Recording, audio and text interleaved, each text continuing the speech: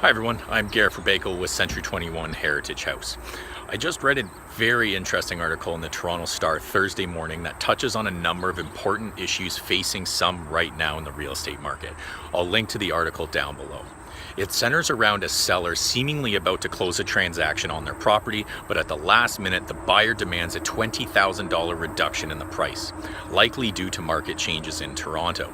If the buyer did not receive this, they threaten to sue for the deposit money back. There are plenty of stories these days of properties failing to close at the last minute. Buyers are getting cold feet now that prices have tapered off a little bit and are worried they are overpaying at the time of agreement. Unfortunately for them, that's just the way this goes. Now, if a buyer backs out, sellers are often attempting to retain the deposit as a penalty or restitution for the situation, but this must be mutually agreed. So you can imagine a buyer may not mutually agree to forfeit $10,000 and in some cases much more.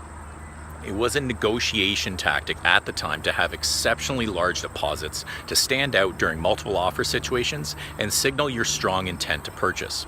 If both sides cannot mutually agree who should receive the deposit, the money remains in a trust account and the case proceeds to court. A lawyer referenced in the article states that courts will often side with the seller when it is a straightforward transaction.